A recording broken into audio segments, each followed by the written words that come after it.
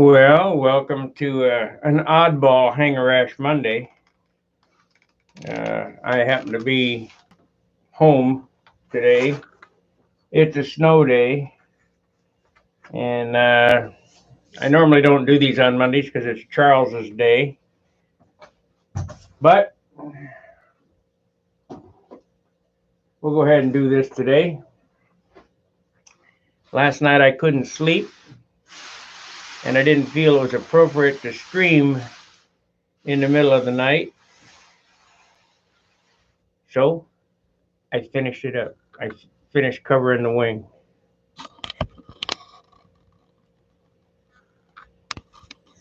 Got one coat of dope on the tissue, on the silk span.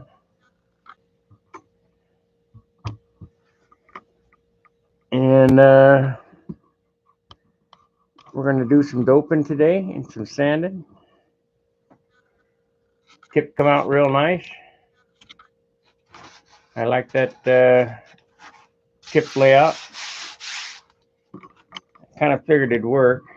Wasn't quite sure, but came out real nice. So before I sand on any more on this stuff, we're going to get another coat of dope on it. Now, let's talk about the dope.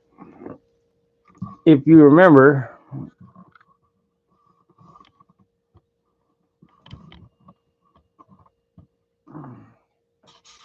I don't know why that thing's not focusing.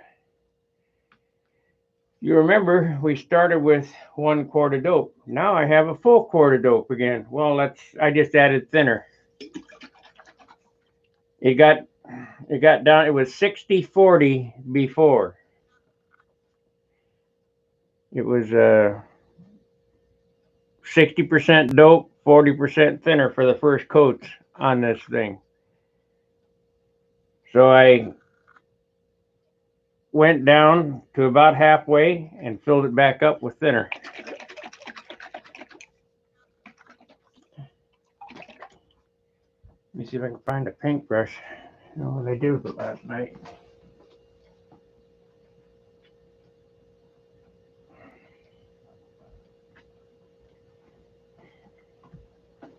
Huh. No, there it is.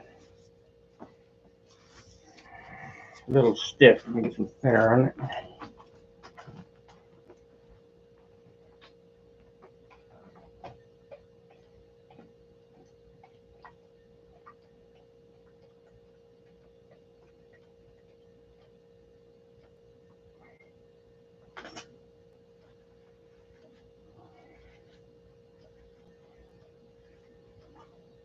Okay.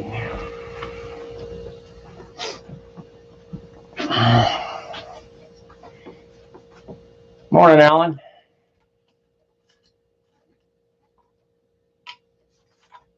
So all you do is, like we did on the beginning, is just slop the dope on.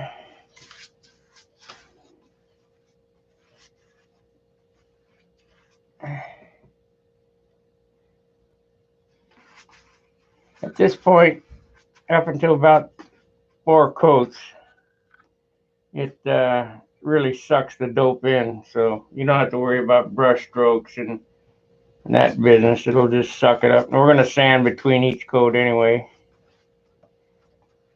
But my goal is to get 4 coats on this, or 3 anyway, before I take it back. Now I don't have any more tissue, so I'm going to have to use Dr. paper on the flaps, elevators, and that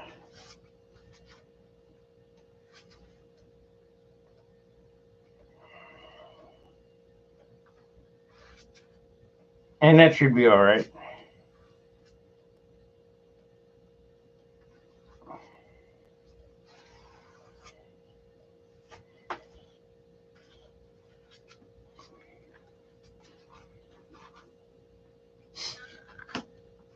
Now we've told you about tinted clear. See how nice and it's starting to get white.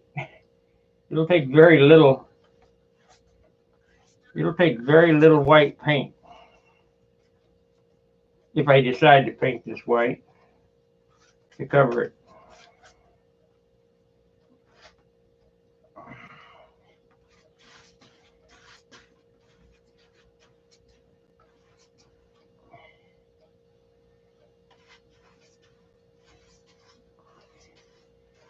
I did,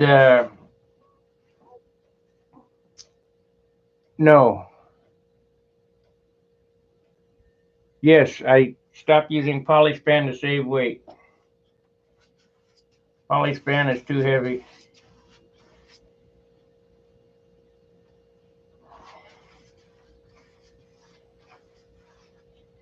Good stuff. I mean, bulletproof.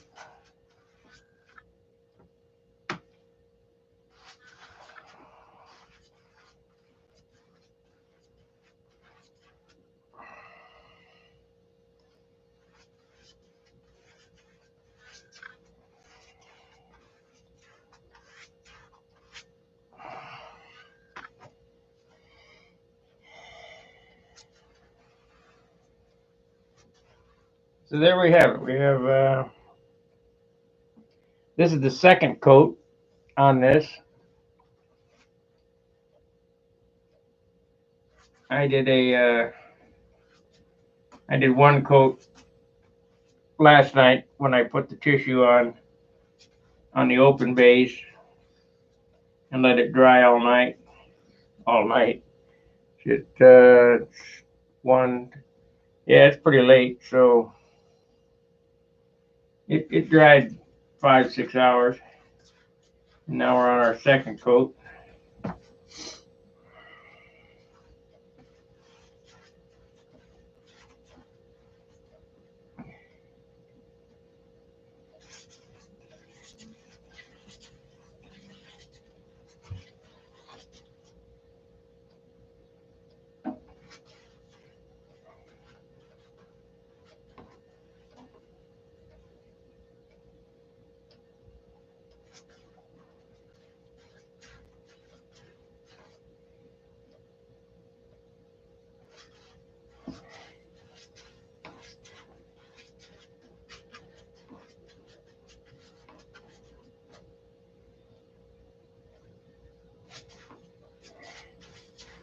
No dancing girls, so it's only me.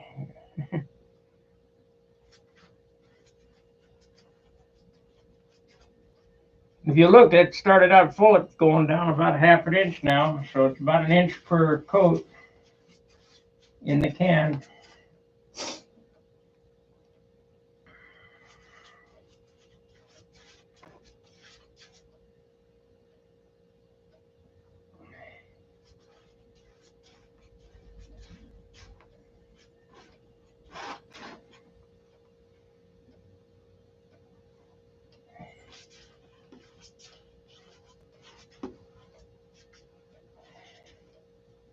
Yeah, I like them tips. They turned out real nice.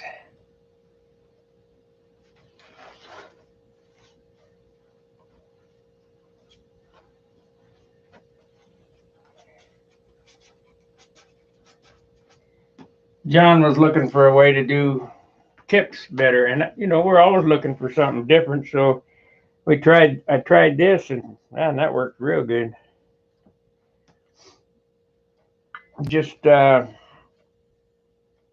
Just trying to think, how the paper is going to lay down. So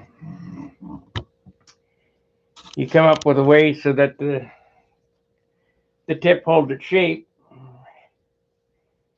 Won't really know what it looks like until I get the paint on it. I get some shine on it to see how the facets attract the eye. But by the looks of it, it looks like it's going to work good.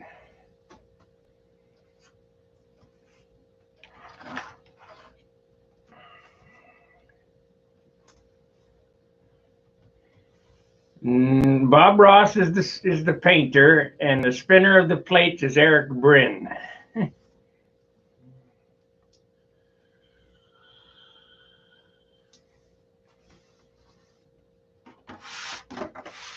Nice and tight already. Wait a couple of seconds more so I can turn it over and do another coat on the other side. Still kind of wet. And keep track of the coats. Man, you have to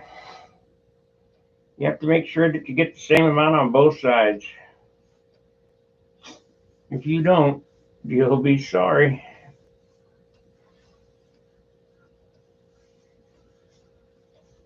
I used to skimp on the bottom, and how I would skimp is in the last coat. I wouldn't put that last float coat on, and I wouldn't sand and polish. And that's what I got nicked for at the Nats one year. And and that'll never happen again.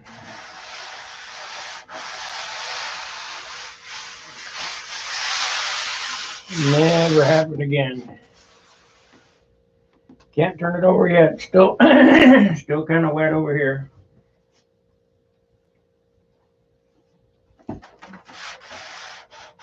This is filling pretty quick too. So in 3 coats, this will be filled. It looks like maybe 4.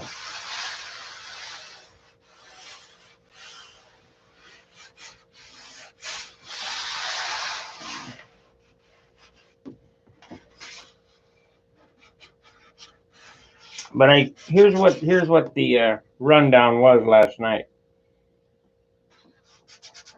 I've been sanding and filling all the nicks and dents and stuff. Well, last night I went over and I carefully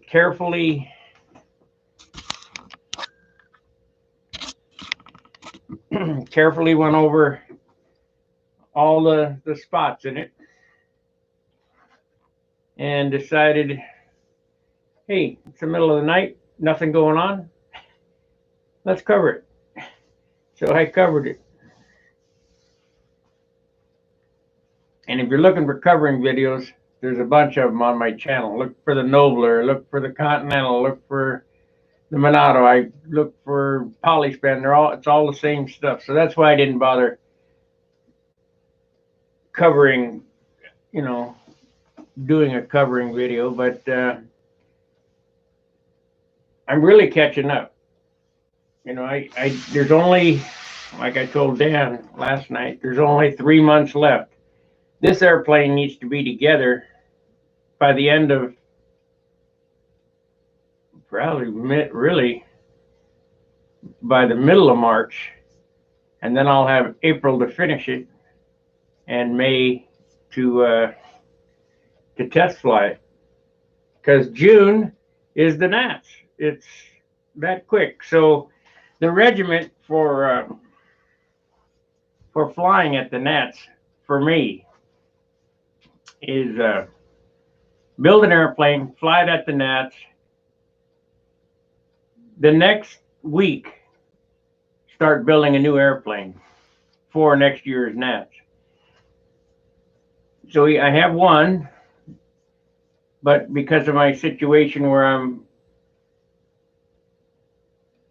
working,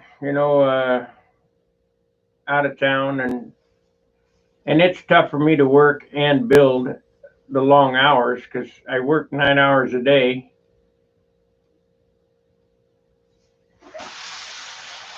Okay, turn this over.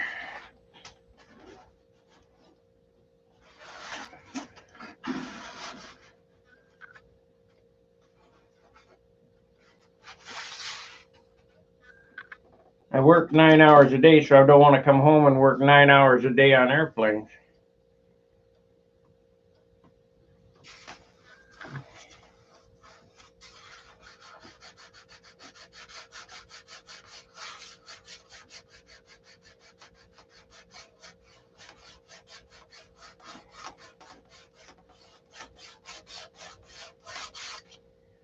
A little bit of silk span bubbling up there.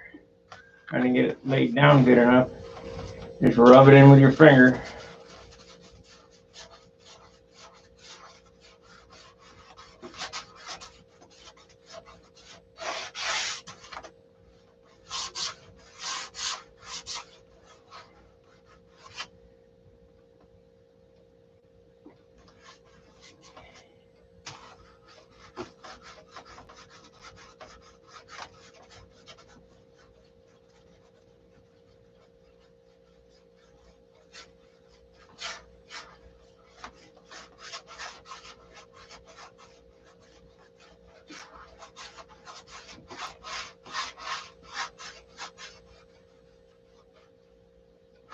Might hit that with some straight thinner.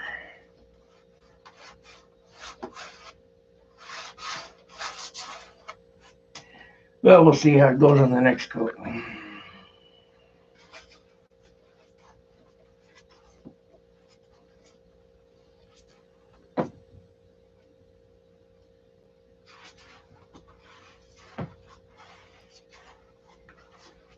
You can certainly see that it's getting whiter and whiter.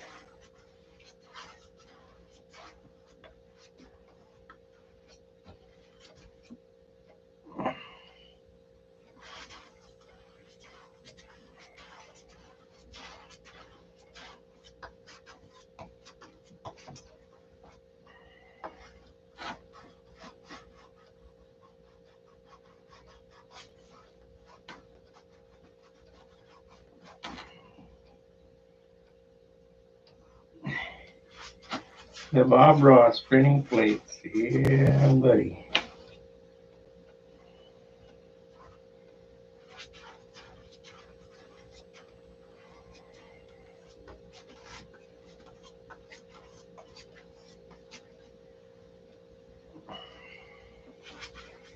We'll give this a wait here after this coat. Well, the problem is when you weigh these things right after they're painted, they don't have them gassed off yet. They weigh more than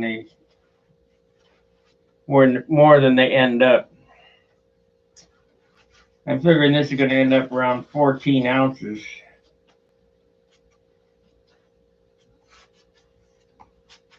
Covered, doped,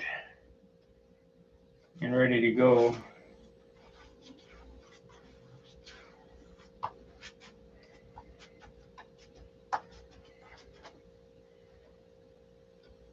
As long as we're under 16, like I told you, I built that 48-ounce airplane, my Viper 7, and the wing weighed 16 ounces, but it was finished. It had color on it. And how I know that is that wing was salvaged for a profile.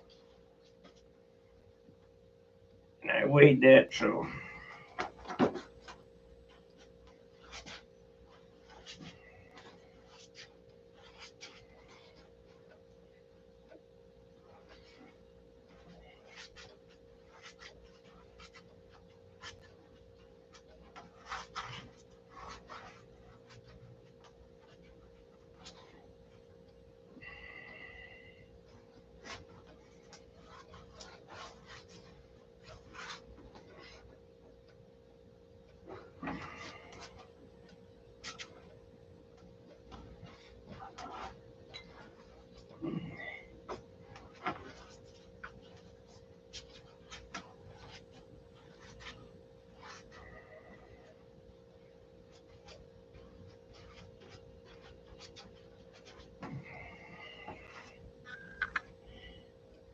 So after this coat dries, it'll get a light sanding with 320 and one other coat added, and then we'll set this aside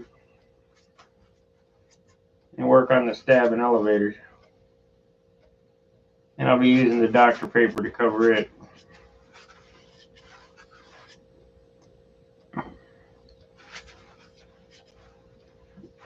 I got some real nice Japanese tissue somewhere. Don't know where I put it.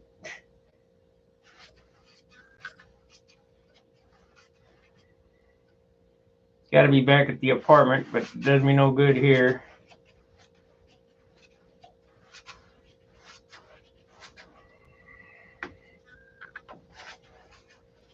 John wants to use some of that. No problem. I bought about 20 sheets.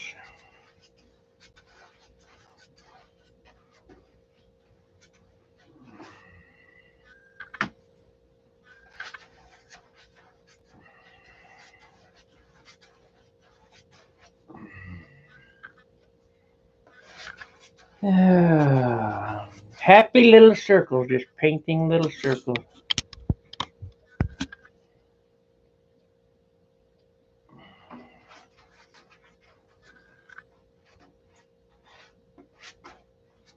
I think he used to say, happy little mistakes.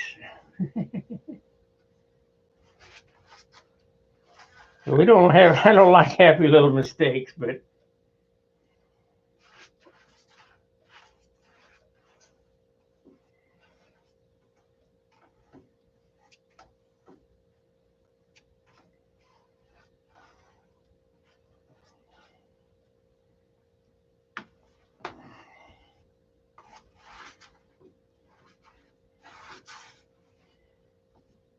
seems that I might be going to war again with somebody on Facebook.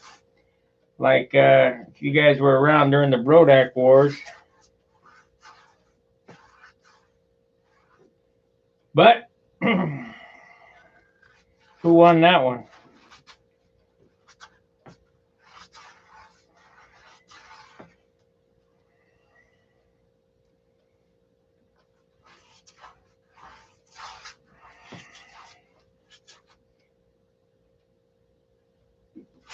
Dan and I were talking about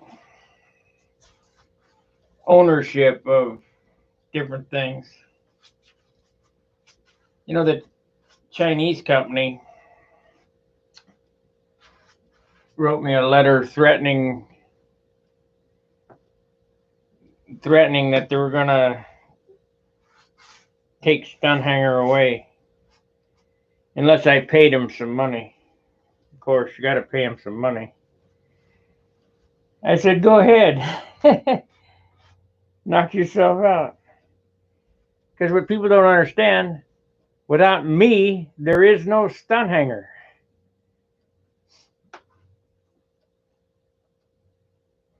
Who is going to sit and do what I do? Nobody.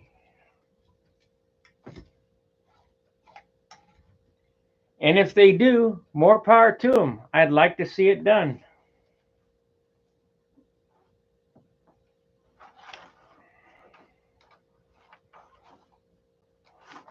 Maybe I'll learn something.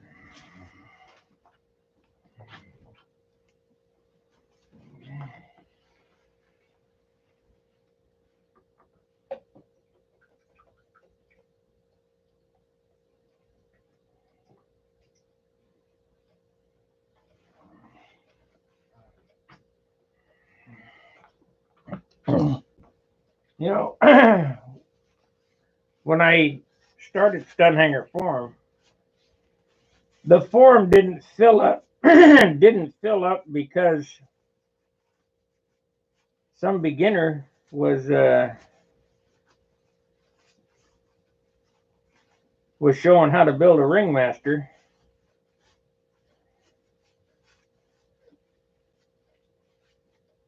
The forum filled up because I was offering valuable tips and tricks on how to build a competitive stunt airplane.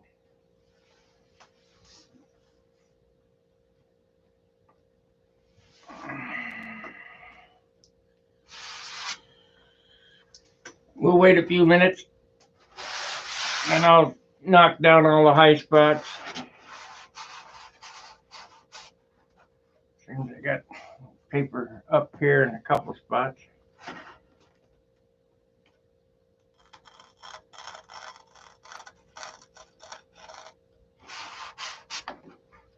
Oh, man.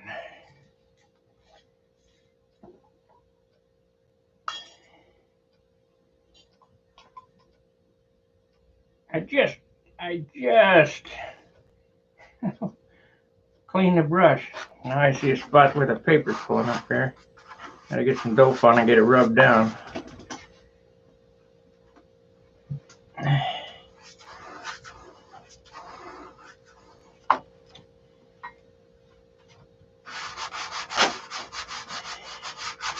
What I did there was a little spot where the paper was bunching up, was pulling up. I just took a scalpel, put a slit down it, put some dope on it, rub it down with your fingers.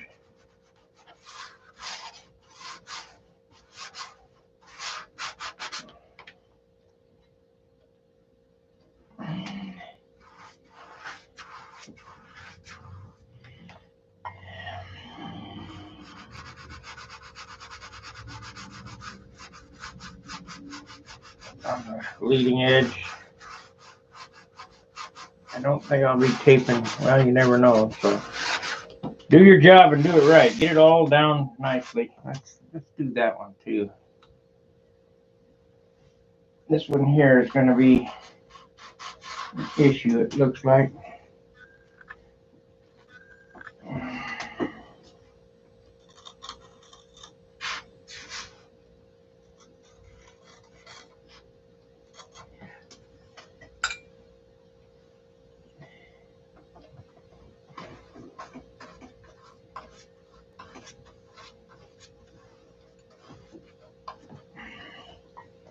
It's like the second time I've gone over this spot.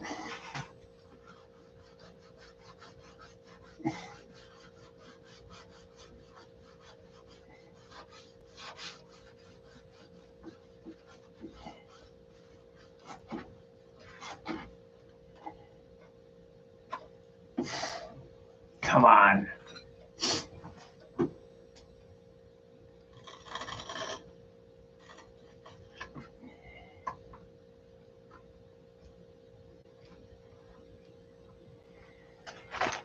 I don't have any CA here. Suppose I could drive through the snowy streets and get some.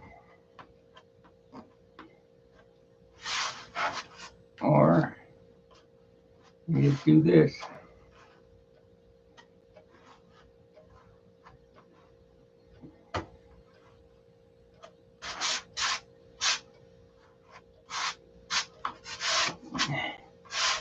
Yeah, let that dry and see what happens. We'll sand it.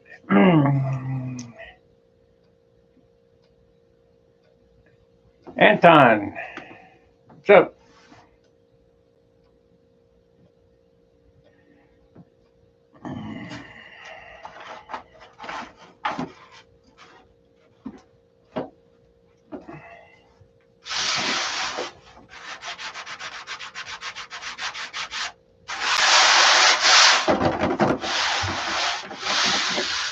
It's already drum tight. That's 2 coats on it.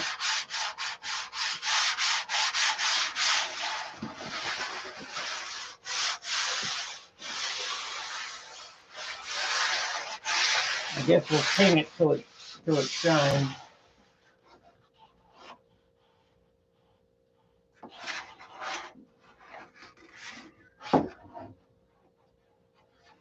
I need to sand that. Okay, let's see what it weighs. Remember, I said it's about 14 ounces.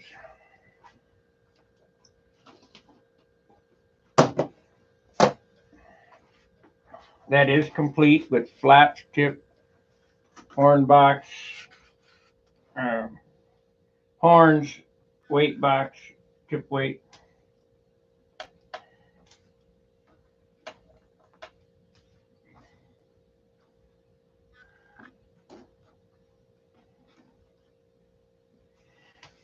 My measurer is off by a 1/4 ounce. It's 14.2.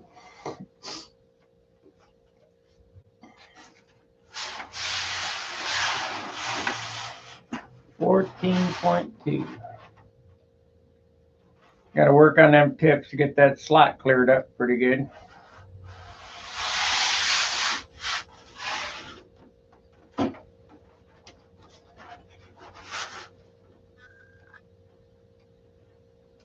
Yeah, that looks decent.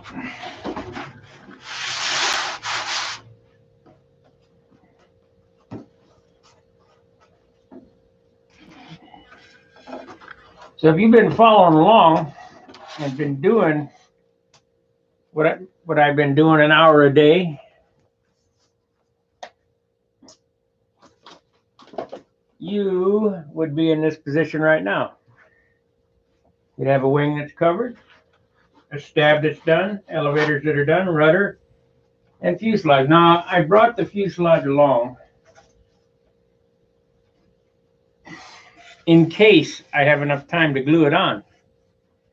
And then we take it back in one piece. And that's a possibility. The fuselage is the hardest part to build. because it's so awkward. It's, you know, you got the whole airplane. You got to build the fuselage on the airplane.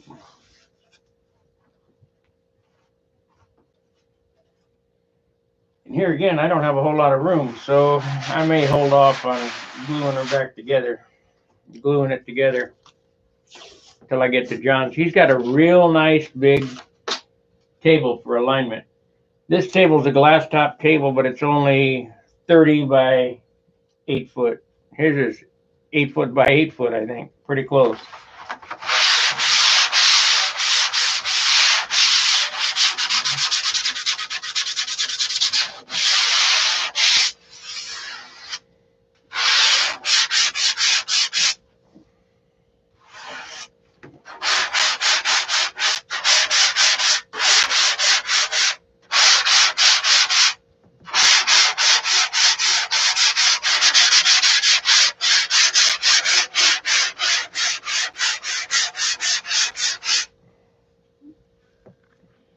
We're not sanding for shape. We're just sanding to get the marbles out. So if you're sanding for shape now, you have screwed up.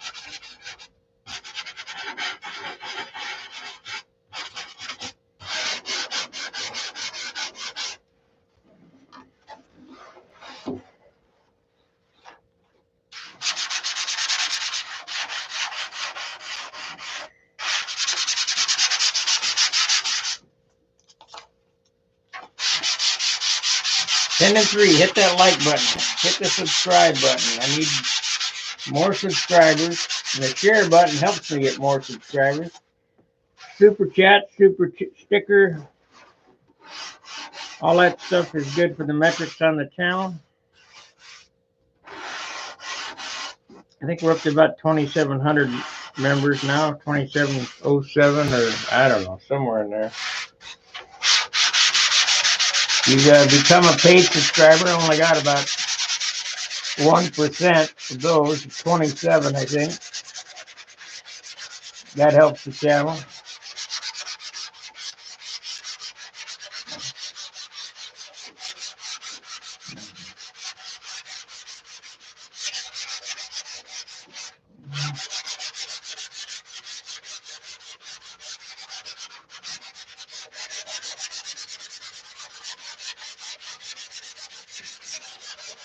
Today is President's Day.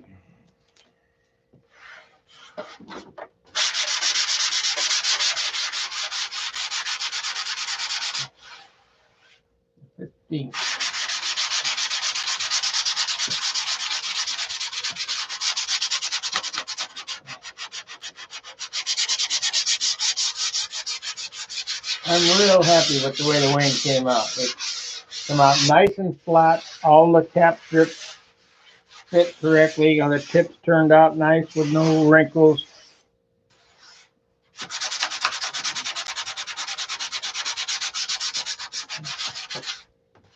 I do have a couple of spots that it'll need, like right here. This is always an issue, and I won't know until it starts to get some shine on it. I can feel a high spot there, so we won't worry about it until the fuselage is on, because then it'll only be an inch long instead of 3 inches long. But there seems to be a low or a high there. I'll put super fill on that.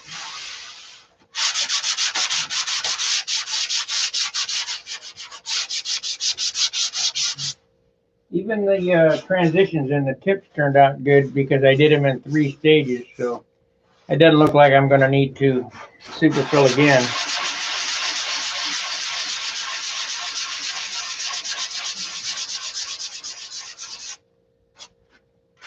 That superfill is amazing stuff. Beats the heck out of epoxylite.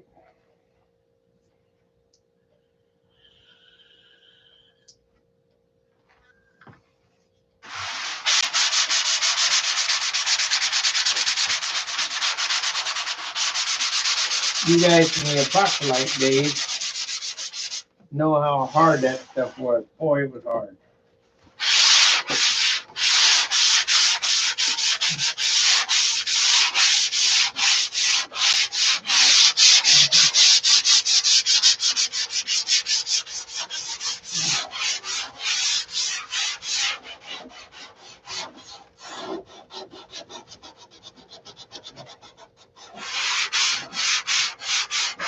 Like building a surfboard.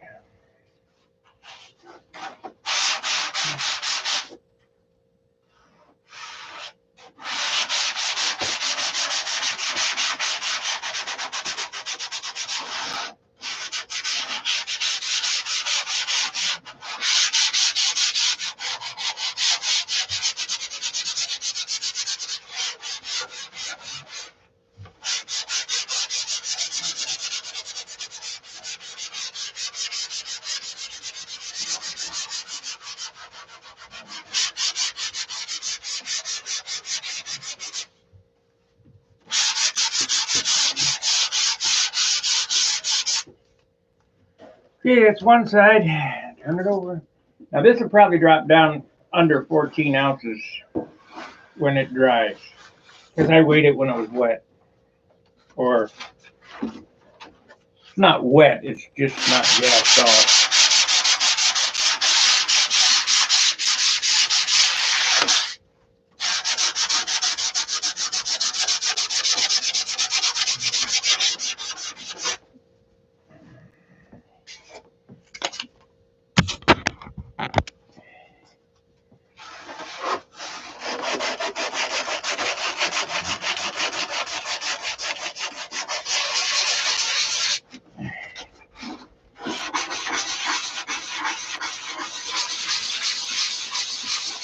Happy little circle.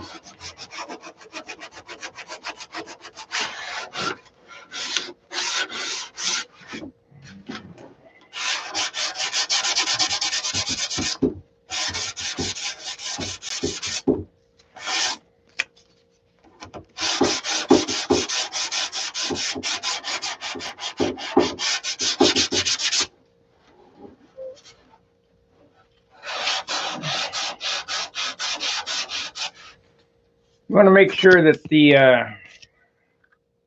these line up real good too.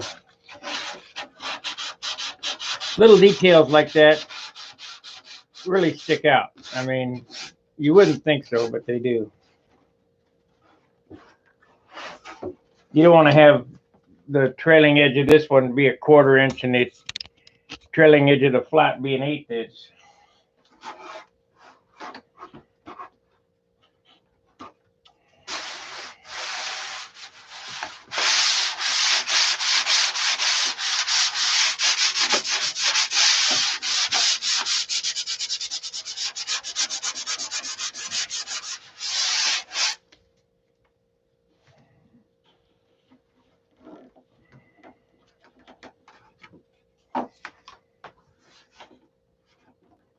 Uh-oh.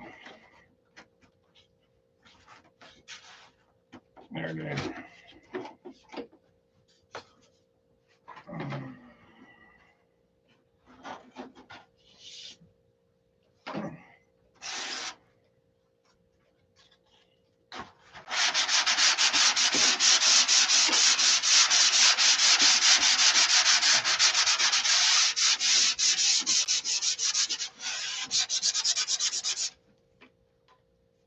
Time for new paper. Anybody there still? We got 9 watchers, but no chatters.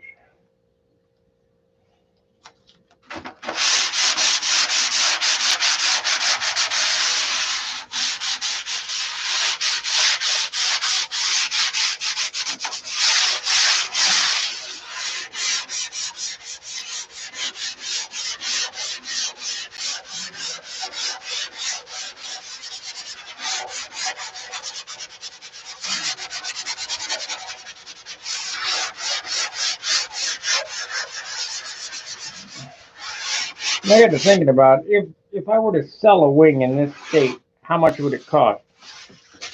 You know, I know Hunt builds them for 300 or used to in raw wood.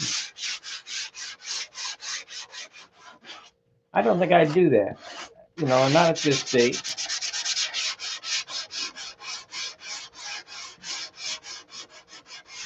Wing like this in this state would be $1,000. You know, some guys will frame a whole airplane for $1,000. Well, I haven't just framed an airplane. I've covered it and got it ready to go. So I would say a wing in this state covered 3 coats of dope be $1,000.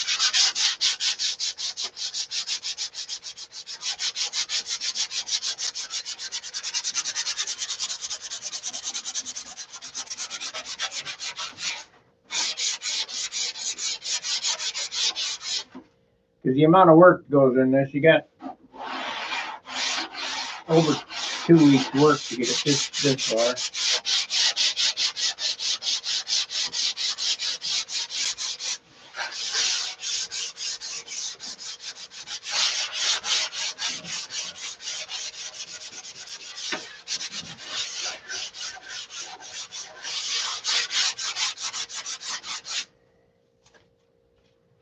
Okay, I'm almost ready to paint another coat. And that'll be the end of the coats on this for today. Or at least this morning.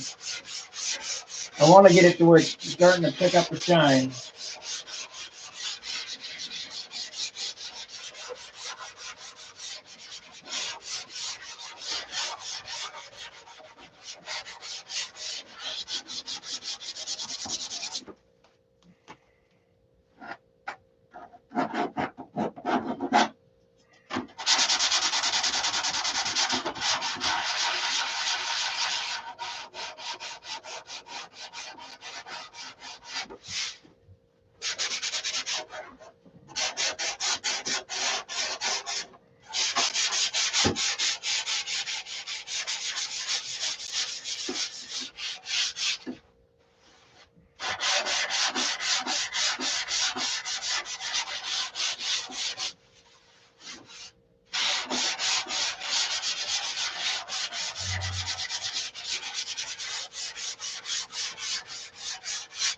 Okay, so the dope that I'm putting on it now,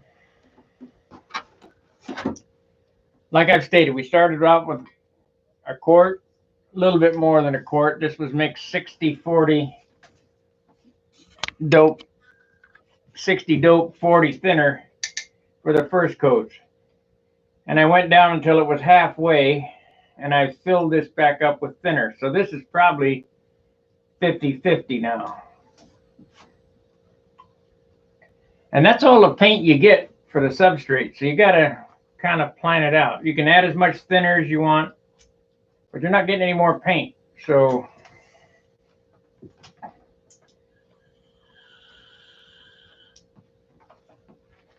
you kind of got to eyeball guess is just going to make it. You know, if you got to cheat on a big airplane, if you got to cheat a little, that's okay. But don't cheat by double.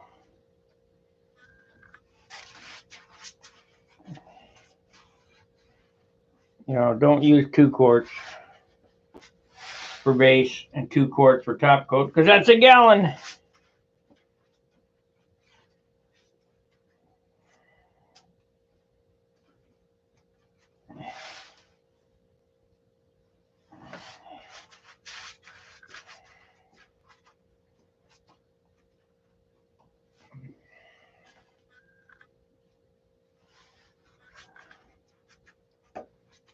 I think maybe this will be the last brush coat, and I'll spray a coat on it.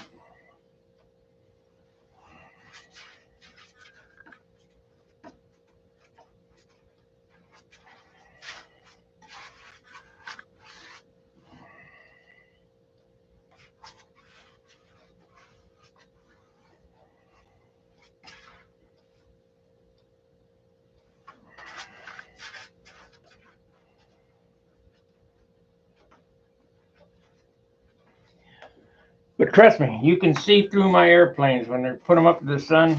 Look right through them. No paint.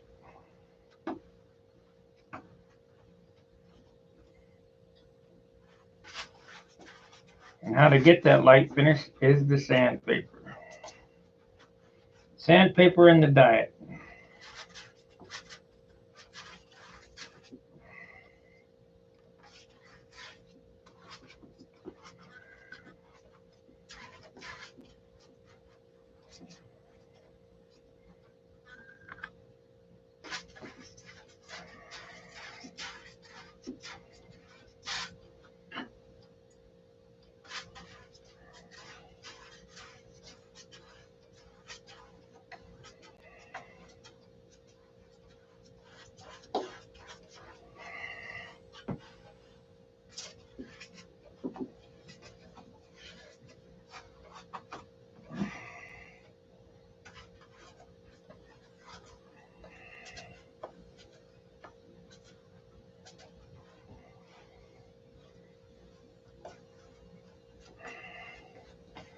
I sure wish the Nats was in July this year instead of June.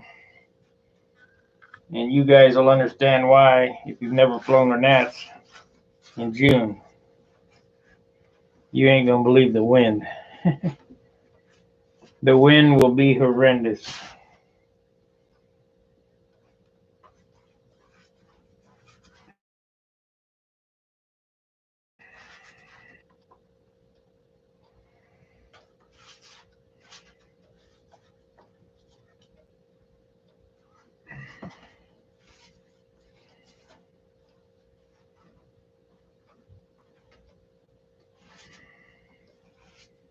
Remember, this is 50-year-old dope I'm using on this.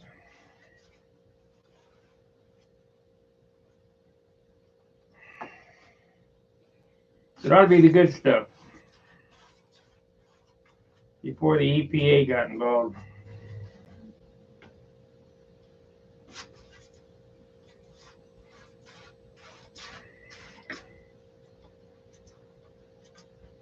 Thanks, Dan McAtee. Not Winship. Dan McAtee gave me this gallon of 50-year-old dope.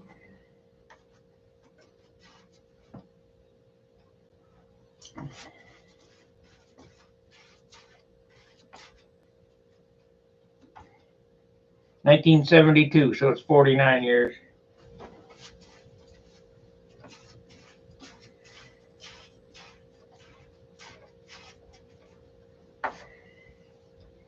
Has a manufacturer's date on it, so that's how I know.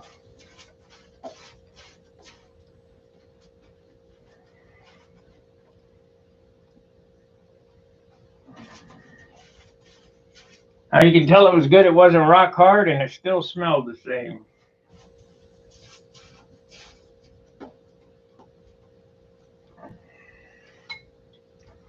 Of course, if you left the can cracked just a little, it'd be dried up.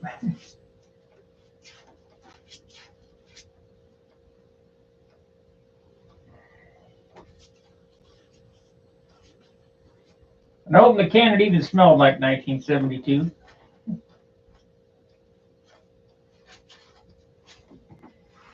Okay, we'll wait a minute and flip her over and get the other side.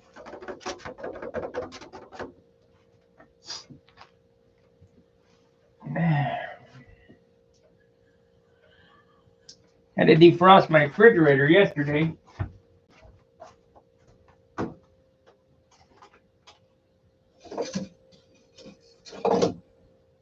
It's working.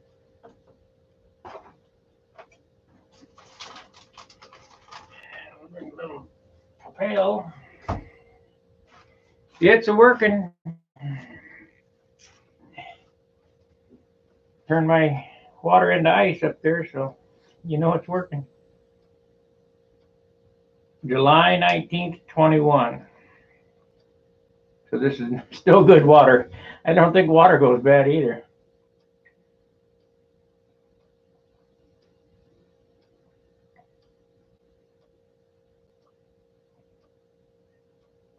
There's a guy with a YouTube channel, The Curd or something. I was watching him make cheese. Now there's a guy with extreme patience. And how do I think it's extreme patience? Because yeah, he can make the cheese in about 3 hours, but you got to wait a year to eat it. so,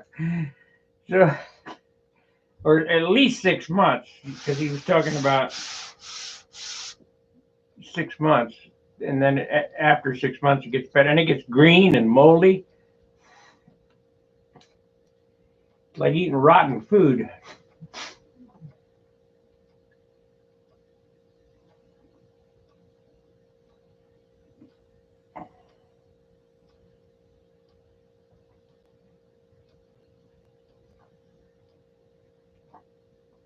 But he was making cheese with store-bought 2% milk.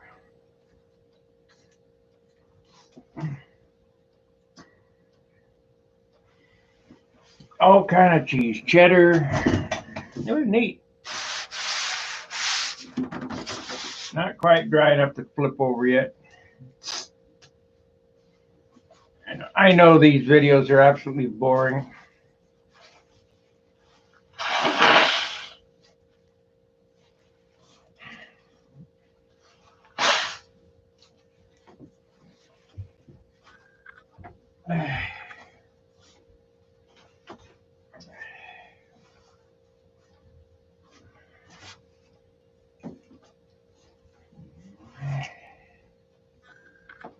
Need to make it a flying wing. Put the engine right on the leading edge like that. Couple of booms back here.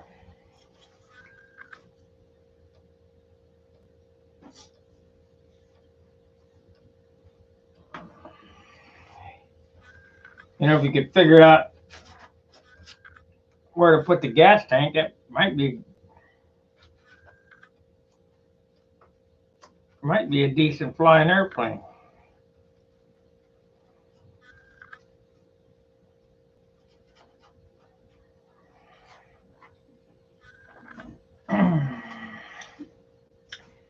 Put the gas tank in the wing on the outboard side.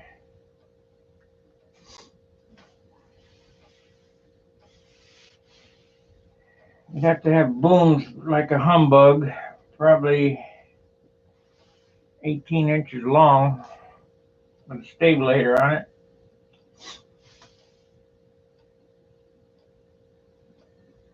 I might try to build one of them. Not this airplane. This has a specific purpose, but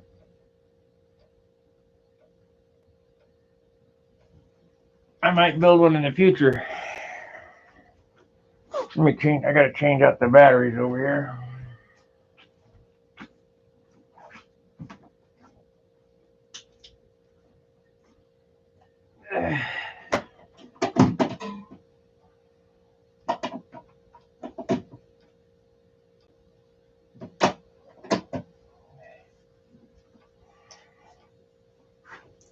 Okay.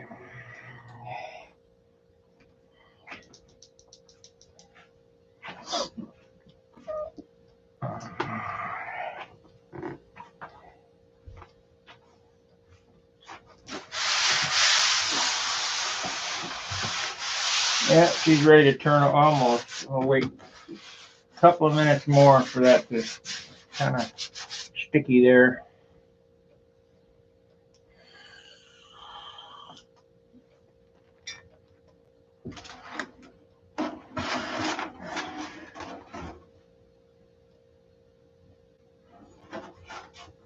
Yeah.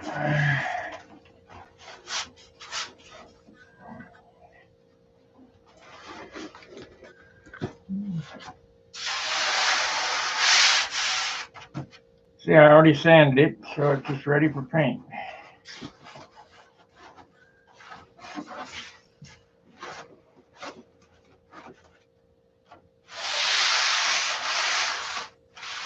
It's down in the cradle with no warp. That's good.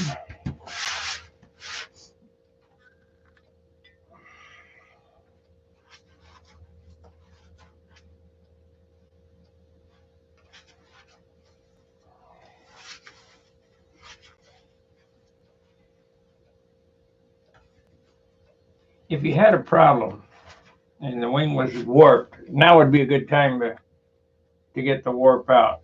You got to have steam and a helper. The helper holds the wing while you twist it. But this wing is straight. We don't have any warps in it.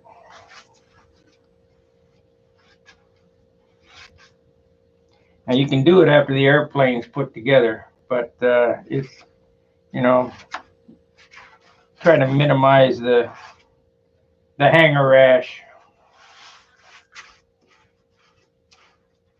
And that way, in this state, if you break something or poke a hole in it, you could fix it.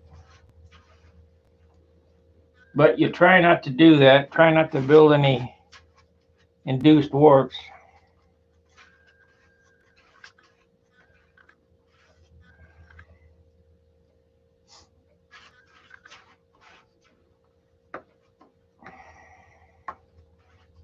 The silk span's filling nicely.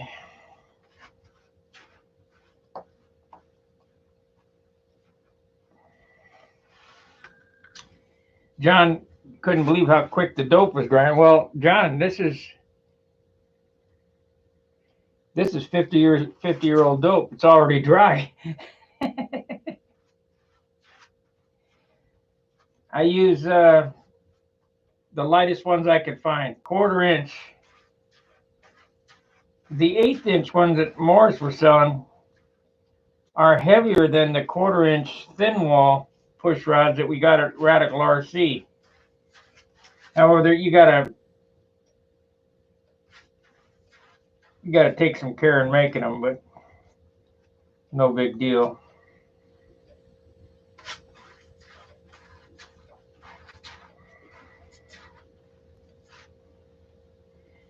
I used to use aluminum tube stuffed with balsa wood, 1/4 inch aluminum tube stuffed with balsa wood.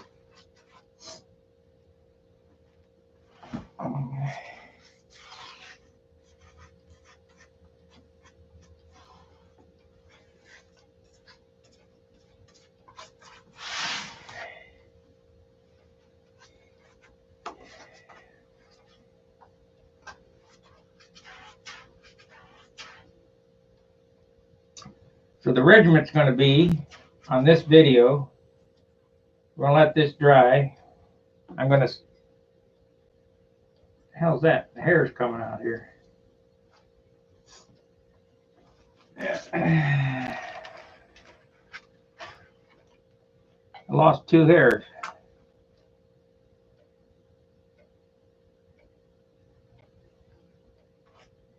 3 hairs, 4 hairs.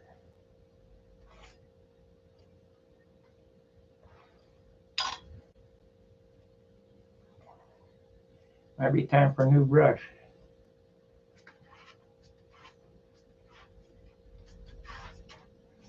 Going to detail sand this, you know, like I just did on the other side.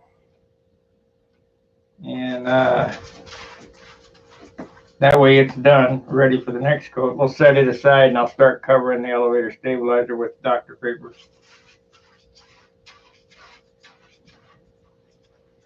And I'm only covering it with Dr. paper because I don't have any silk span here. And I'm not gonna wait. I'm not gonna let the grass grow underneath my feet. It's not that big a deal what you use. You're only using the paper on the solid wood to block the grain anyway.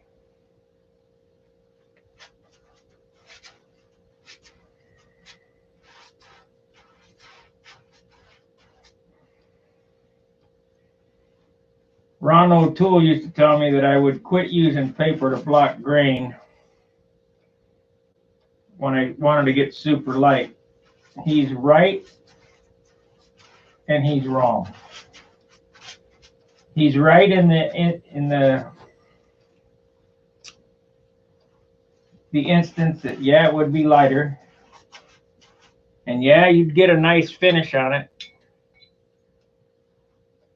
if you did it the way he was talking about, where you just let it frost over and then then put the color on it and the clearance. But one season in the sun, and it looked like hell with no paper on it.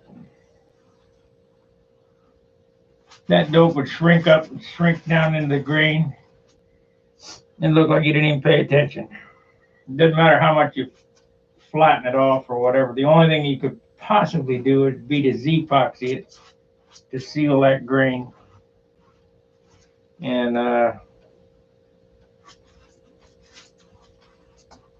get it to stop sinking. Now, when I was over Dan's yesterday, he showed me an airplane he did that was foamy. That was glass cloth, Z-epoxy and glass cloth. Nice finish. It's too heavy. Stuff. You know, if you're going to build a light airplane, you got to leave stuff off. That's all there is to it.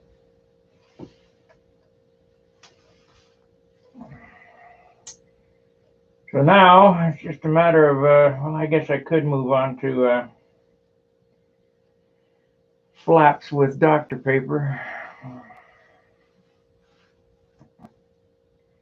I'm thinking those flaps are going to be an issue because the way that I did them, I might end up having to remake them, depending on how they turn out.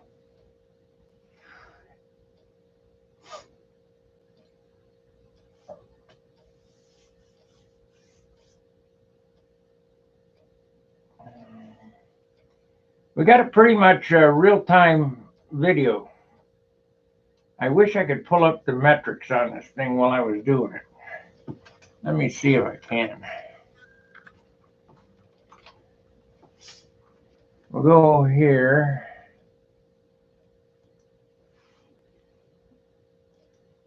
Go to YouTube. I want to go to my Creator Studio. YouTube Studio.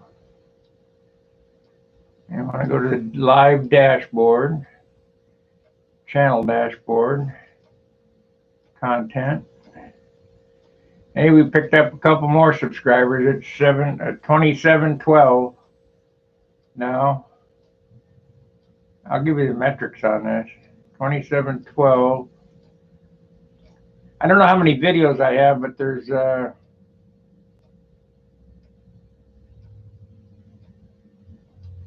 boy, this thing's slow. I think it's slow because I'm sucking all the bandwidth out on streaming.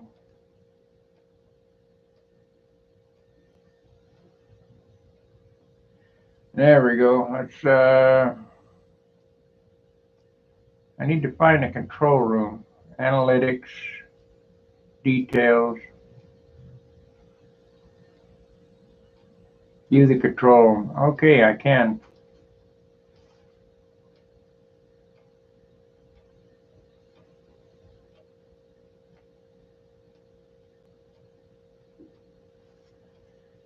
"42 have watched. The average duration has been 11 minutes. And 4 likes. Got 9 viewers right now. I think I'll move this down and minimize it, so that when it's done, I can see what it did. Okay, so I know how to do that now. 41 cents on that. Yeah, we're making a killing. 41 cents.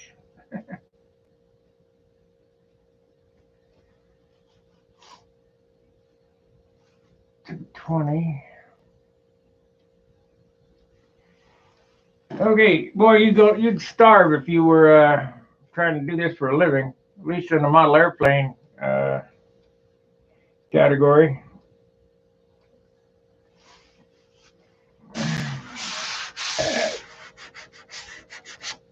Remember, when I'm looking at your airplane for appearance points, these cap strips have to mate perfectly. Everything has to be flat.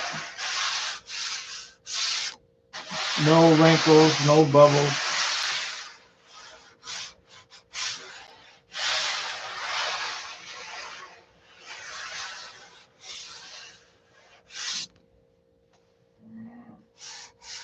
I ought to do appearance at the Nats this year instead of try to fly, because I know that the weather is going to be unbelievable.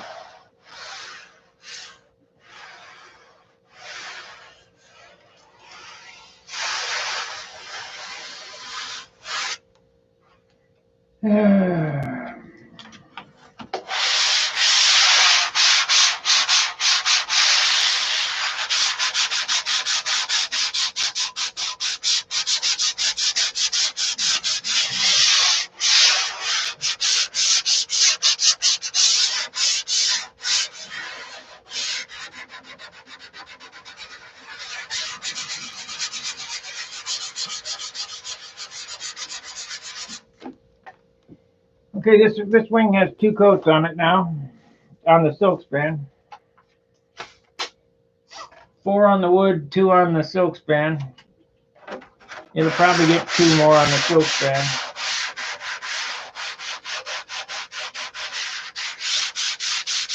Whatever it takes to get it to start to shine.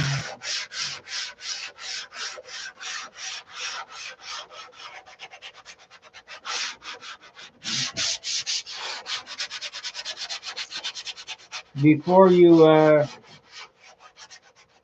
paint color, this has to have a slight shine to it.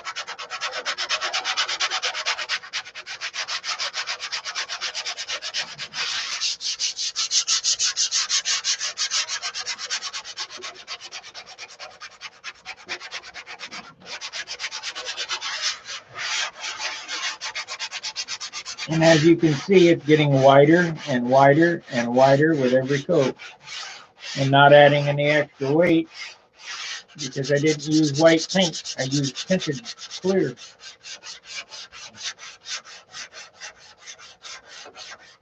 And come painting time, 1 coat of clear and you're done, or 1 coat of white and you're done. For the base, anyway.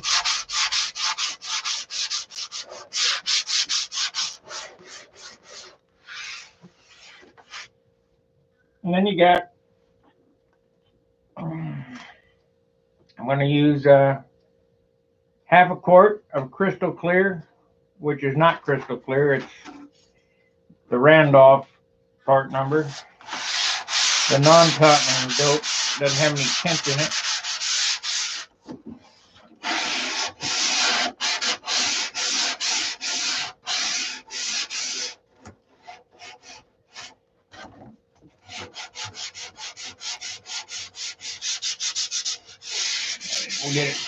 We'll get another coat of this at the end of the day. Tonight, sometime we'll get another coat on that.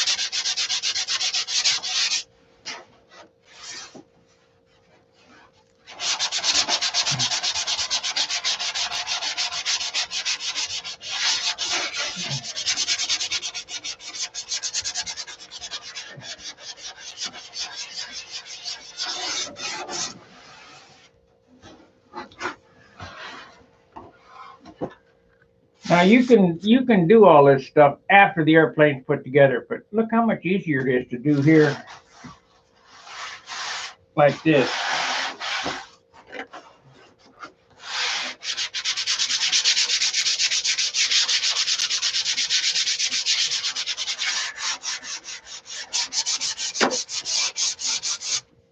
Now I got a spot here that I would like to have some silk span on, behind the horn here.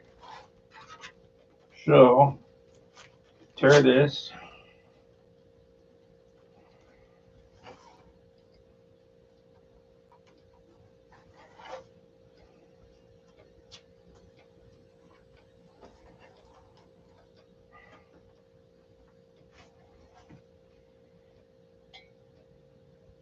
Oh, it's hot up here.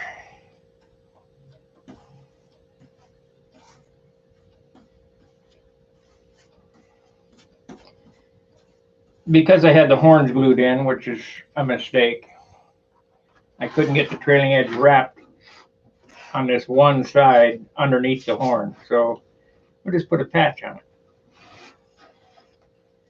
Doesn't matter, nobody will ever see it. I don't know if it, if it does anything except give me peace of mind that I did it.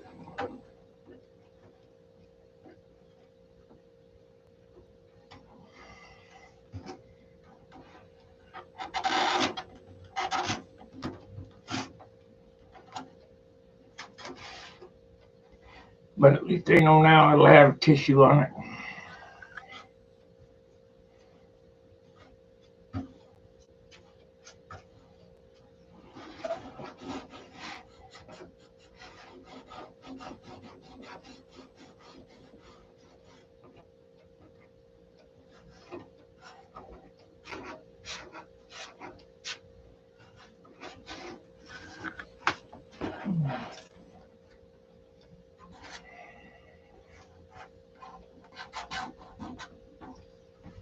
And that fixes that.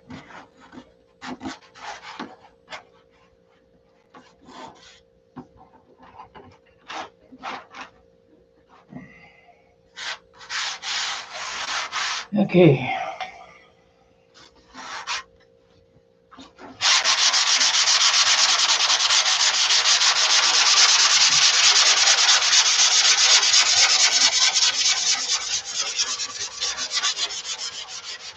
Been on an hour and 12 minutes. We'll go a couple hours today, depending on how things go. Like, subscribe, share, super chat, super sticker, all that good stuff. Don't make one guy do the work. If you're not a paid subscriber to this channel, please consider doing so. It's only $4.95 a month, less than a cup of coffee at Starbucks, and look at all the comedy you get to enjoy.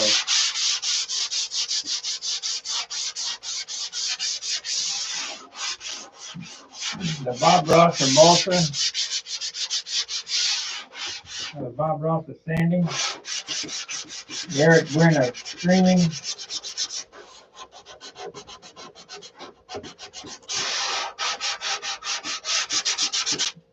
help keep Control Line alive. I haven't had any new members subscribe in a long time.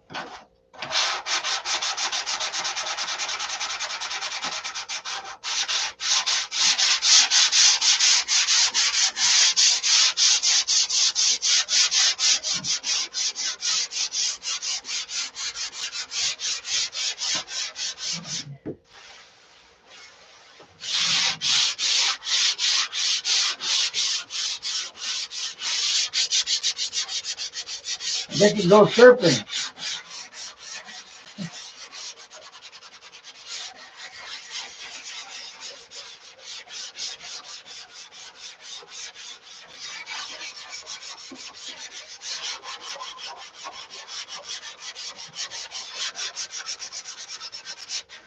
We're almost ready to start. I'll sand this, flip it over, sand the other side, and we'll cover the flaps and stuff with Dr. Paper.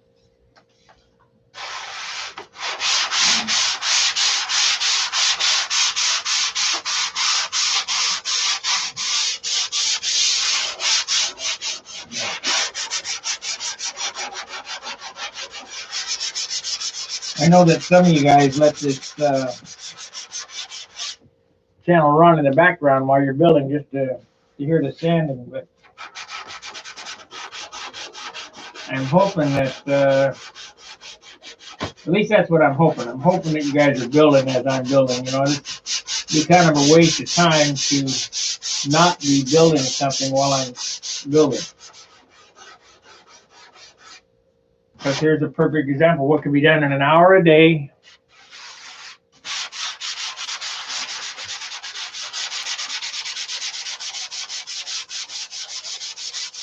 Of course, I'm playing catch up now. I'm back in St. Louis, so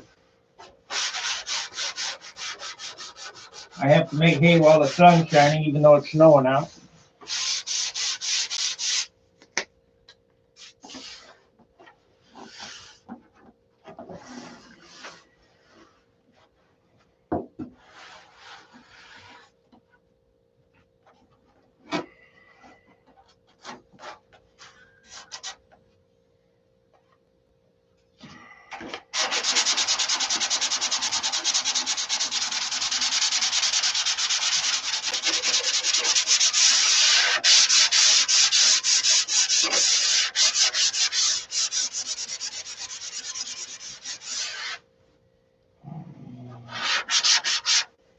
I don't suggest sanding like I'm sanding either. Use a small block, soft block.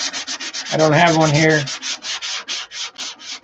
I've been sanding a lot of years. I can pretty much tell if I'm digging a groove or whatever.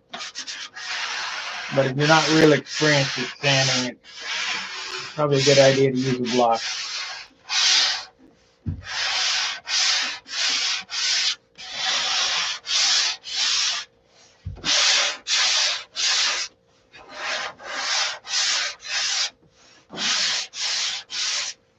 I'm real happy with the way the cap strips turned out. I went around and I rounded everything really well. I'll try to get a close up of that for you to show you the difference.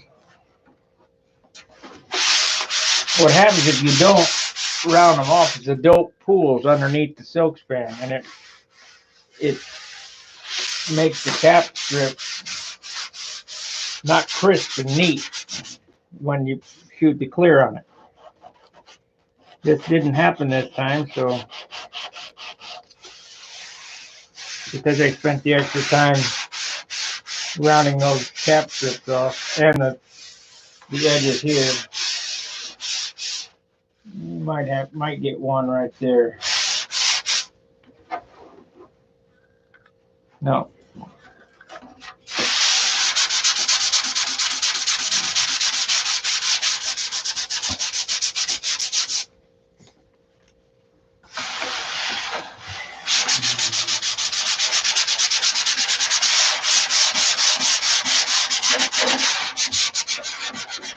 Danny, if you're watching, you better be sanding.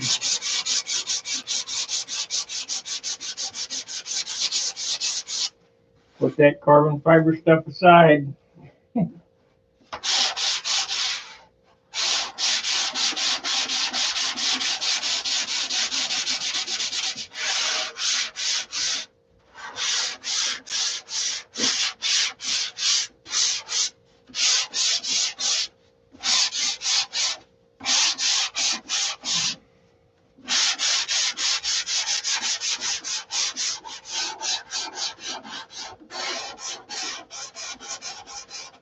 I'll stop by and show you on the way back too. Show you this way. You'll like it. But come out good.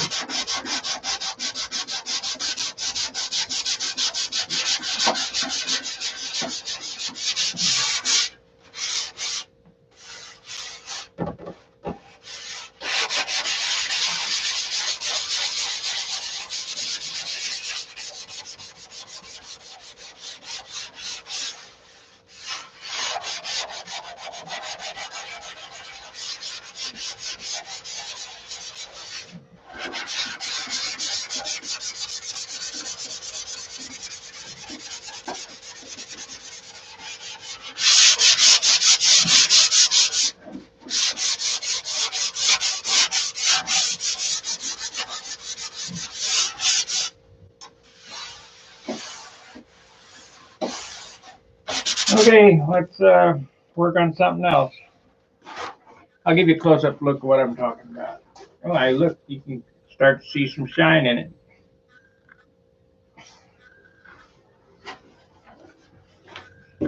Two more coats, it'll be a 40-pointer.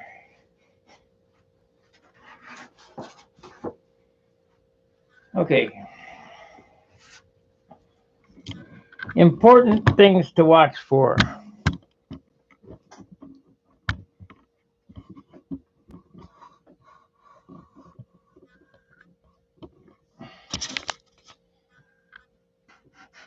The end of these, I mean, you can't see where it transitions from one to the other. You can't see it, so that's a good thing.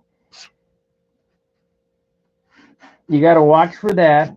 And then these cap strips were rounded over so that the dope didn't pool underneath the tissue. So it leaves a nice crisp line there. Same with the leading edge and the trailing edge. It was rounded over and the dope didn't pool under the covering. So That's one thing. I mean, that's now. There's a number of things you got to look for when you're building these airplanes that the appearance judge is going to watch for. Now, each guy is different. If you got Charlie Reeves and Jim Lynch judging appearance, they're exquisite builders, and they know what to look for. If you got guys that don't build judging appearance, they're looking for shine, and yeah, that's all well and good, but I gotta find something that's round. We got something round here.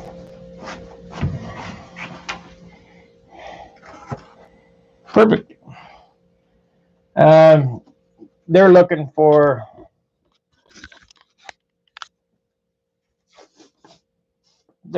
shine. So if you get judged by somebody you know who's not a builder, and you don't happen to do as well as you think you should have, don't hold it against them. They don't know what they're looking at.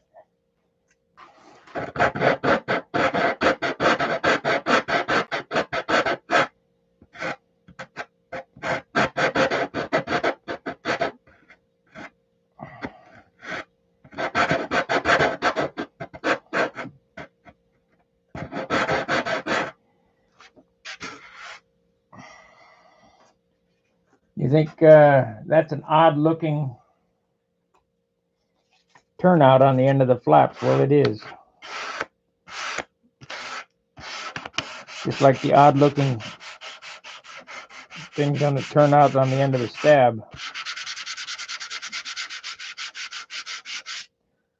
This kind of stuff was Tom Warden's signature. I mean, the guy was an artist. So that ain't it.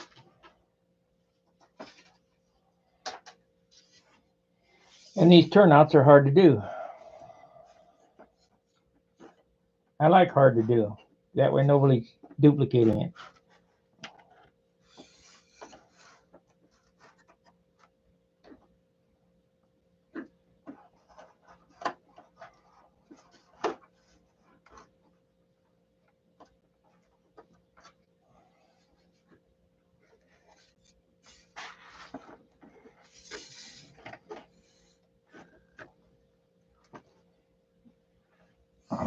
Let's see here.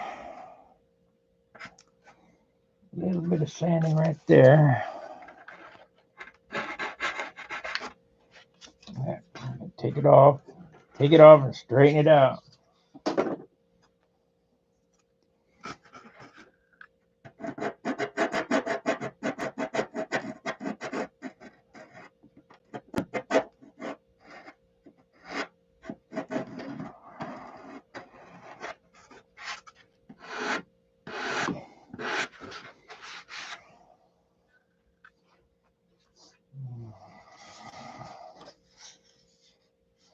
Of course, we're going to do the Dr. paper on the flap here in a second, and it'll change, but yeah, wrong flap.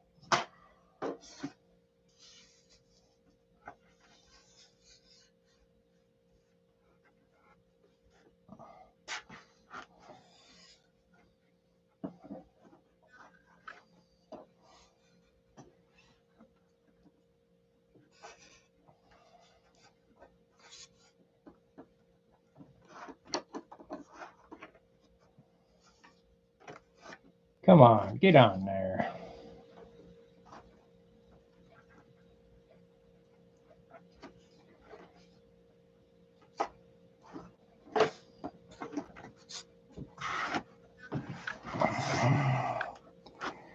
So it's a little off. We'll have to doctor that up as we go. The radius is a little high right there. You want to make sure that they match. The radiuses match. But I don't know if I want to do that quite yet. Should have used a smaller.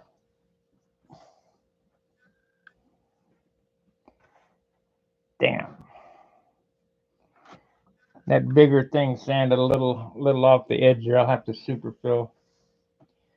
Put a little dab of superfill in there and sand it to the right shape. You're getting pretty particular when you do this stuff. I could just put a piece of that wood that John has in there. That's 64th. Let me show you what I'm talking about. You see how that gap right there is wider than the rest? Well, I just did that with that round sandpaper thing. So now I got to figure out how to fill that up and get that gap even. So it'll probably get a little glob of superfill or something in there.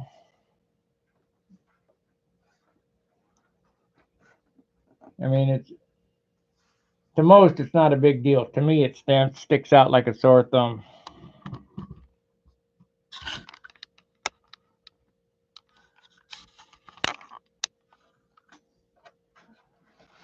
Let's set this aside before I screw it up. I'll think about all this before I go. I just have to remember to put some superfill in that.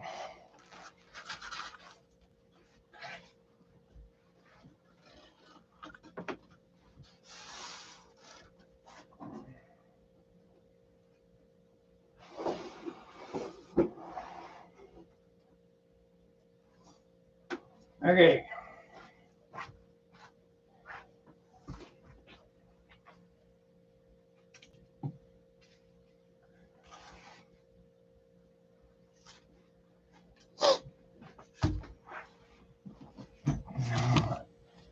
Okay, now this is polyspan.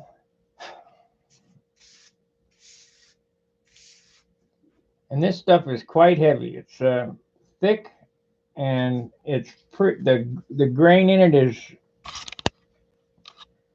pretty open, so it takes a lot of dope to fill. You can't fill this in 3 coats. It takes like 7.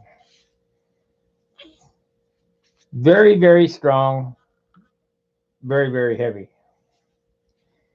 This is Dr. Paper, and Dr. Paper has a grain, and it also has a side.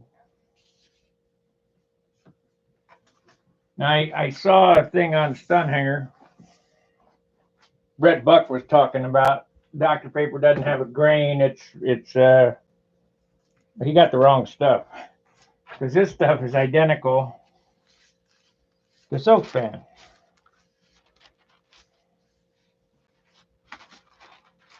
And it has a side. This is the shiny side.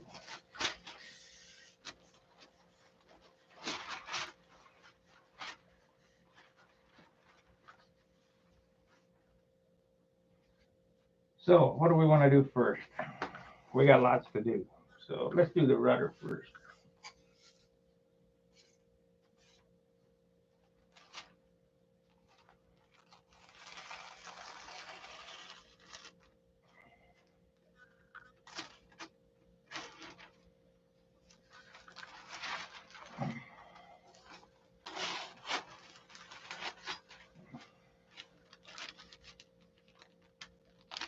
Now, if you buy a case of Dr. Paper, I think it's about $30. That'll be enough Dr. Paper to use in 10 lifetimes. I don't know how many airplanes you get out of 1 roll, but out of 12 rolls, you'd never use it in 10 lifetimes. So we want this shiny side up. So I'm going to cut this piece here.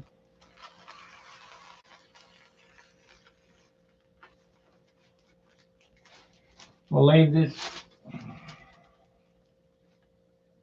piece here with the upside up. I cut it too big, but that's okay. Now,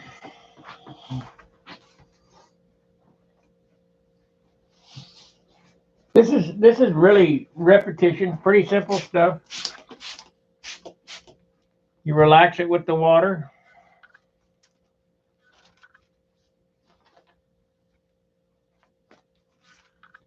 It's in a Windex bottle, but it's straight water.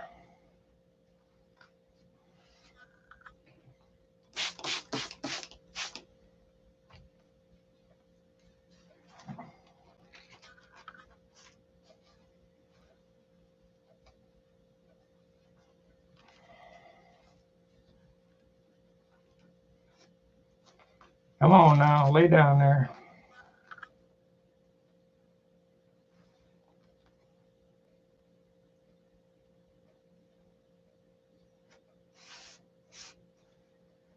Pull out the wrinkles.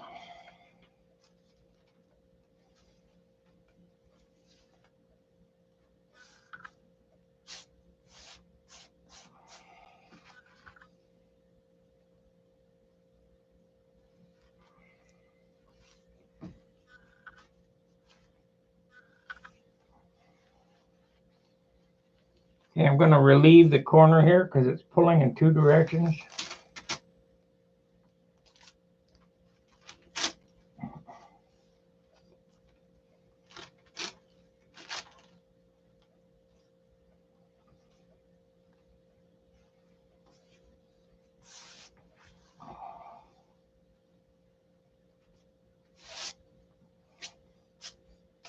Dope it down.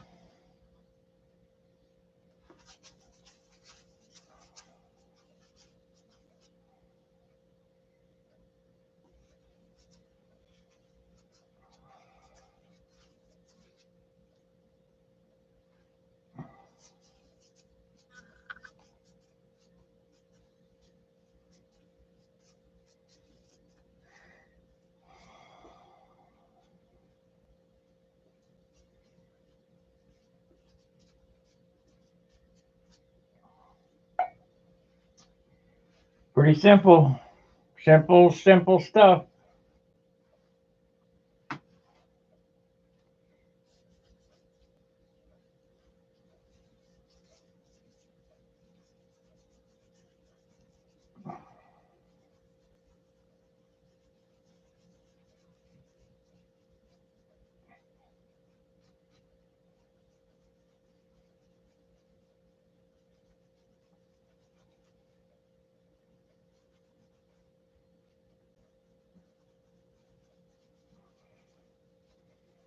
If you do that, you can pretty much assure that it's not going to peel up when you put tape on it.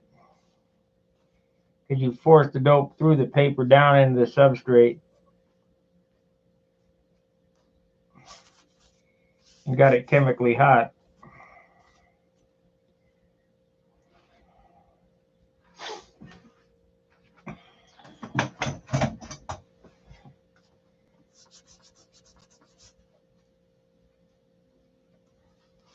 We'll wait a few minutes and then take some sandpaper, go around the edges, get it all trimmed off, flip it over to the other side. It's nothing.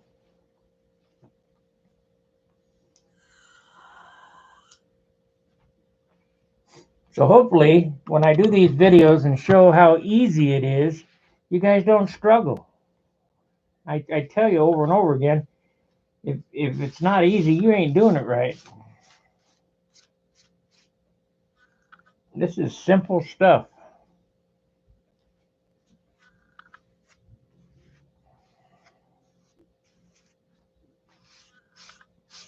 The hardest part of model airplane building is mastering the sanding block.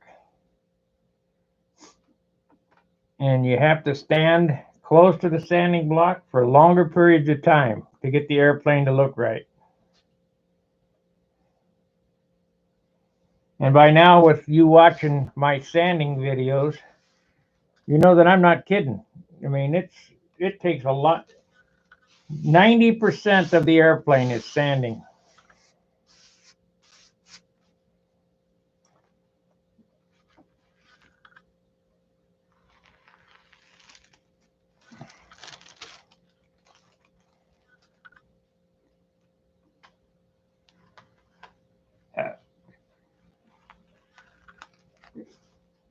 Razor blades never stay sharp when you're cutting paper. Dull already.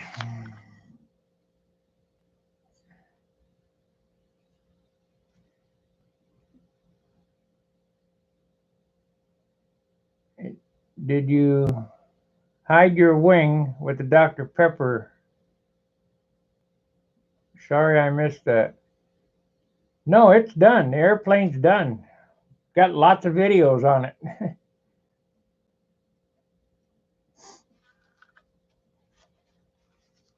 It's back in Ohio right now. Sitting on the kitchen floor.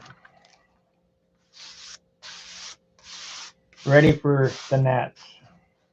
Or at least ready to fly it anyway.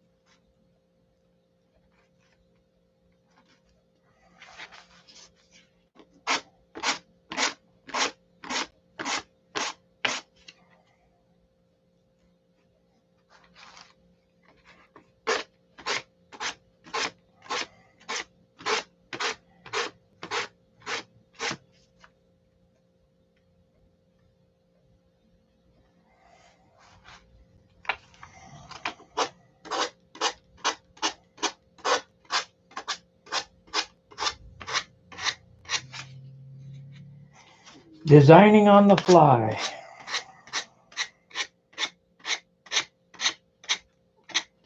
If you go back to my Nobler video, you'll see how I design. Everything's a big Nobler. It's all designed on the fly. It's just changed the dress on the mannequin. Certain set of numbers work. Certain airfoils work.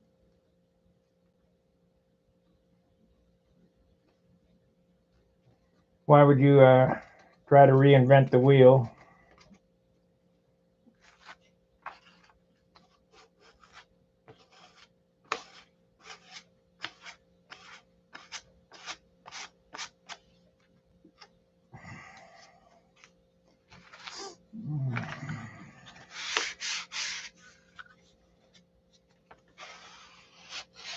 And when I get this trimmed off here, I'll go around the edges and we'll force the dope down again because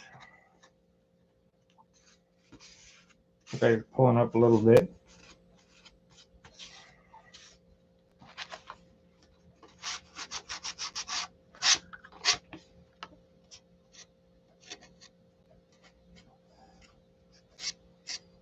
Probably could have used Dr. Paper on the wing, but I had some silk span, so I used that.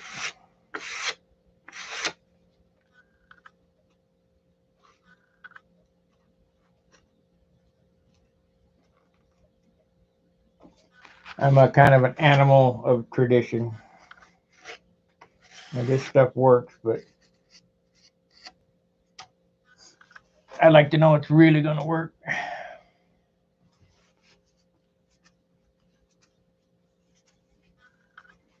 That's coat number 2 on this.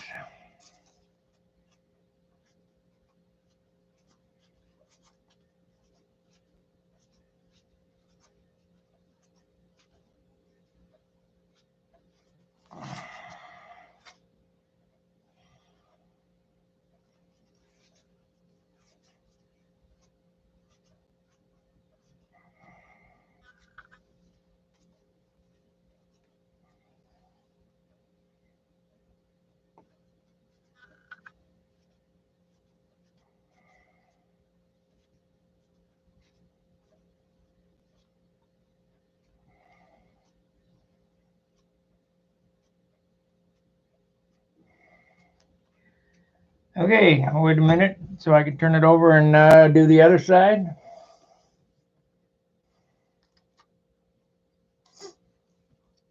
Set that aside and do the stab and elevator.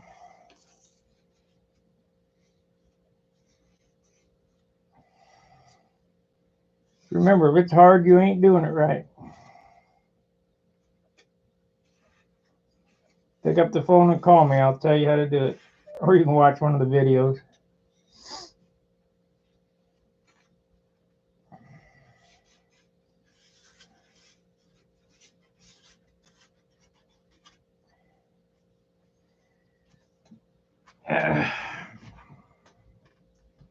You guys got any questions for me? Please ask them.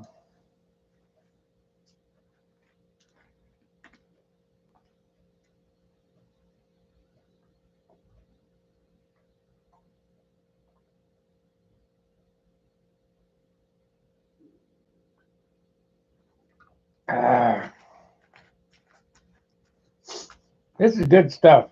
No, I'm not sponsored by them, but this is good stuff. I like it. I'm not sponsored by anybody. It'd be nice to get a sponsor, but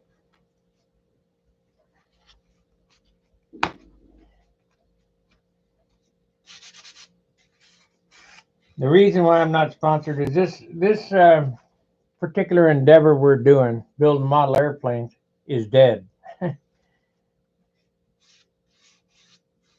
This is the last hurrah, I'm afraid.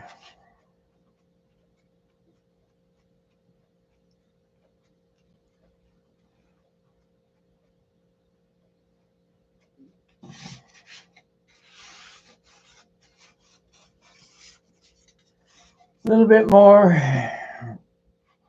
See, this thing already warped, but I don't know if you can see it. See it warped?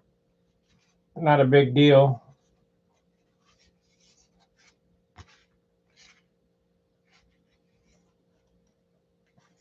It'll go back the other way when I put the other side on. It'll be straight.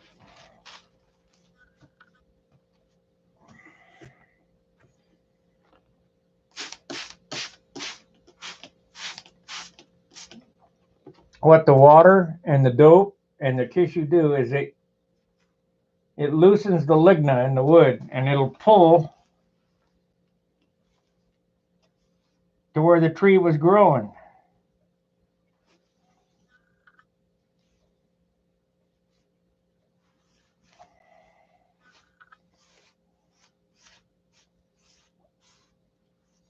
So hopefully we can get it straightened out. I'm not too concerned.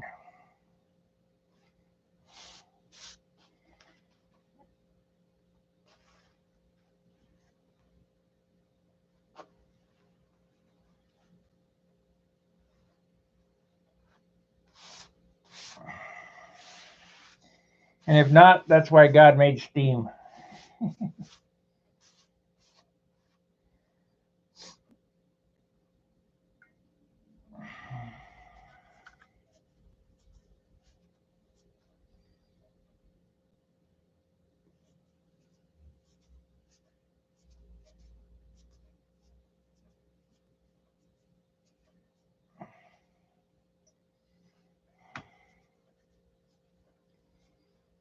You'll notice how that warped. It didn't warp in one direction. It warped like a potato chip because the grain is running in different directions, and that's why I run the grain in different directions to keep it from warping. And when this dries, it'll be straight.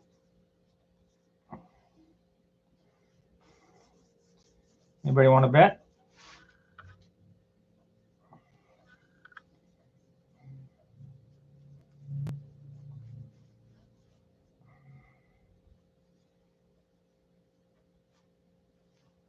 And if not, it'll get made straight, that's for sure.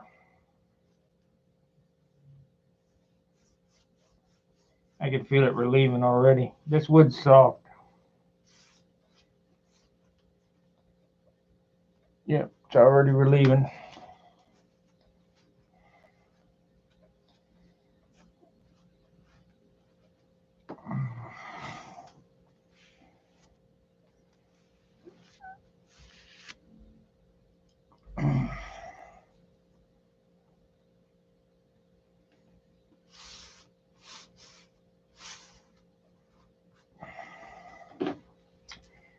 So it's just about the same amount of time doing the same steps on both sides, and it should straighten right out. I'm going to take this off. Pulling weird.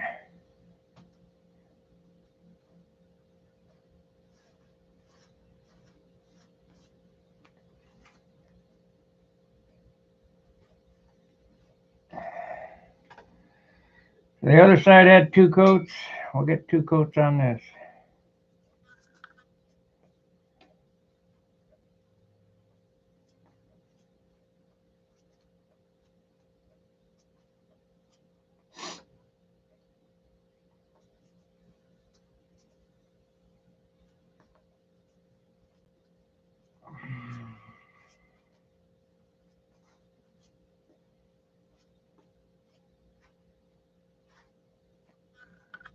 And your wing will do the same thing that this did. You wouldn't think so, but it will. So make sure you put even coats of dope on both sides of the wings.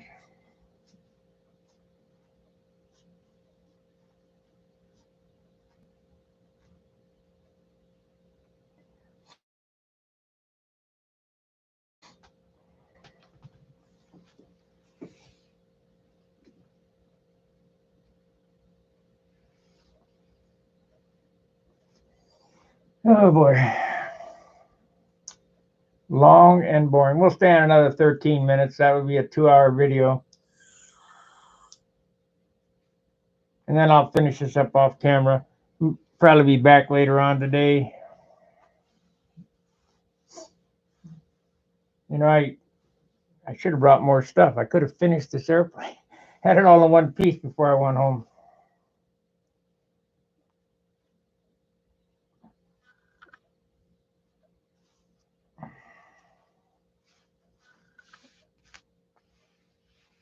I got a week. That's 40 hours to work on it. I know darn well I'm only 20 hours away from having a whole airplane.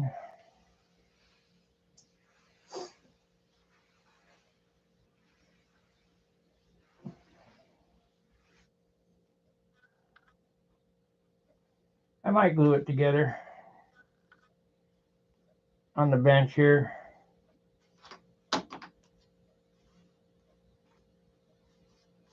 Before I take it back.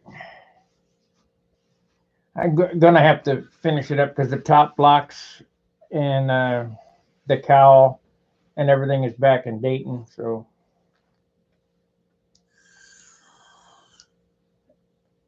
hopefully this is not gonna snow tonight, so I can take care of my business tomorrow, and I have to. Straightened out.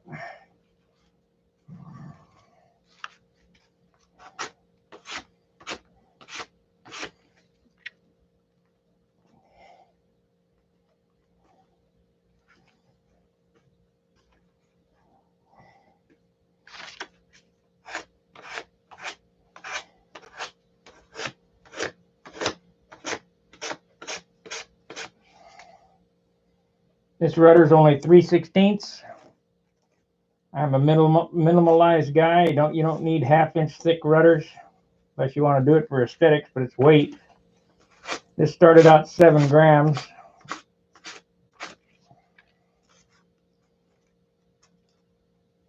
I want to keep everything as light as you can on the back half of the airplane because 90% of the weight is behind the center of gravity.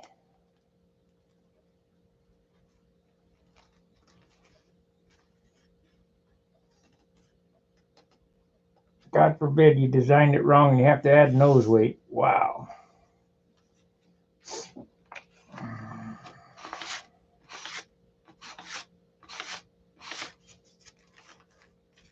And I see a lot of guys do it.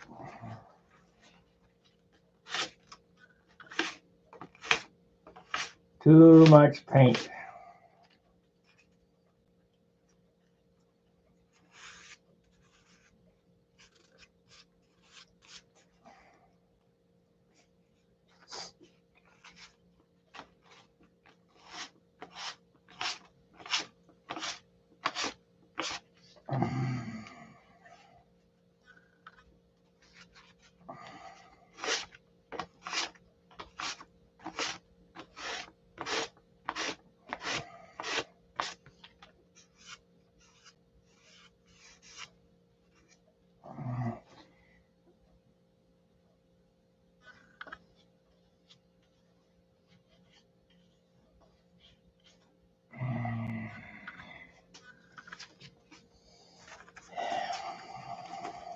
Happy little circles.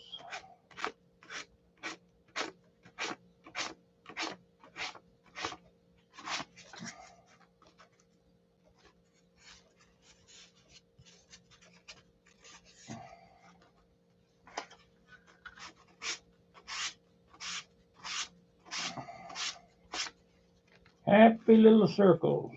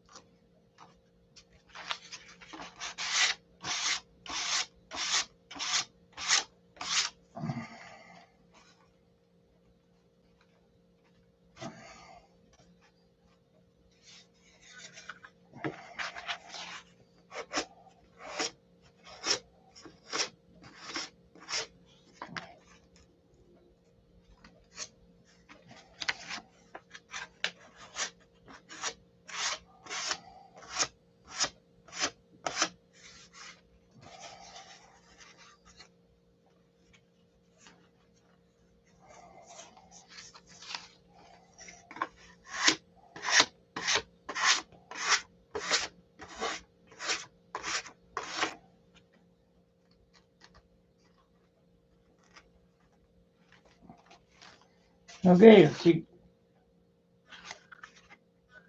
Yep, straightened out pretty good.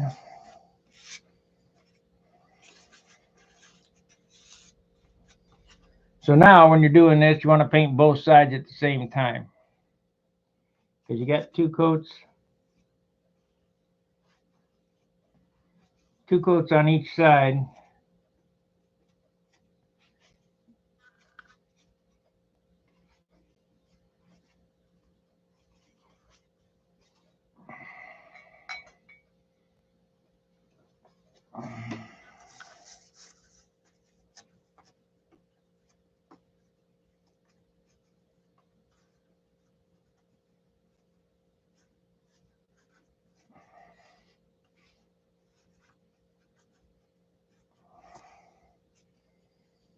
Let's see, I wonder if I could use my thingy.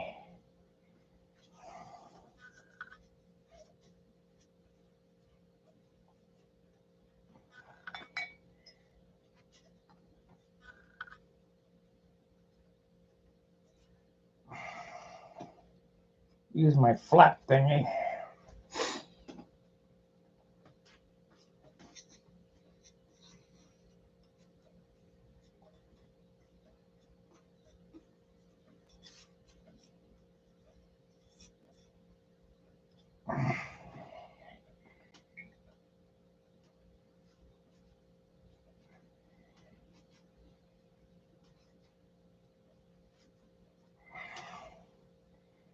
Okay, I got this thing.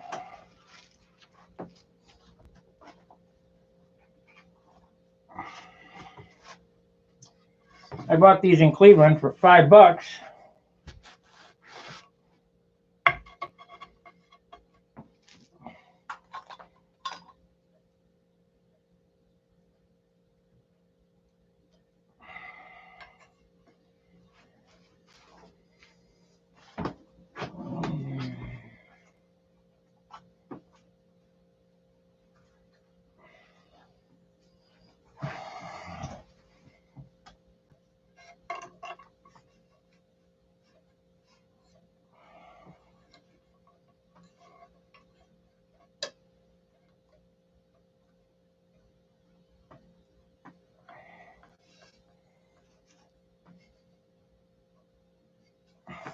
Perfect.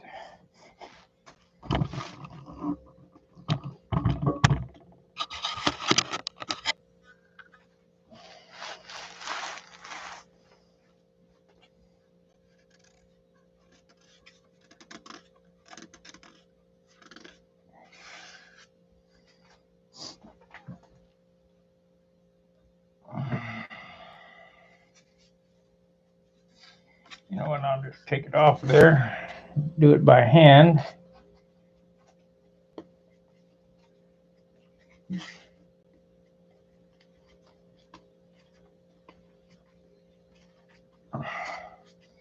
This will be the last coat before sanding. I just want to make sure the paper's down good.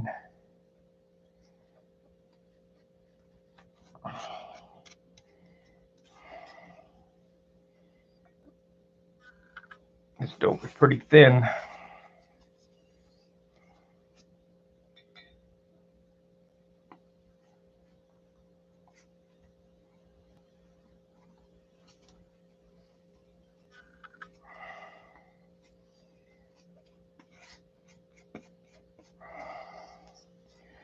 Pretty thin.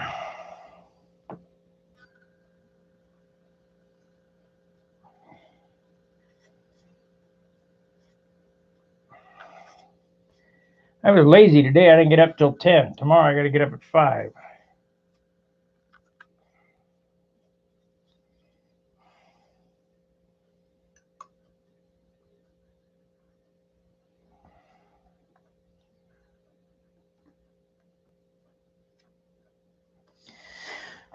Okay. Well, that's about it for this video. It's the same thing over and over again. I'll do the flaps and the stabilizer and whatnot, and when I come back it'll all be done. And we might this week put the airplane together. I don't know, it depends. I got some 15-minute epoxy up there, a little bit of 5 because I microwaved it, so I don't have a push rod here, so I'd have to wait to get the controls set up.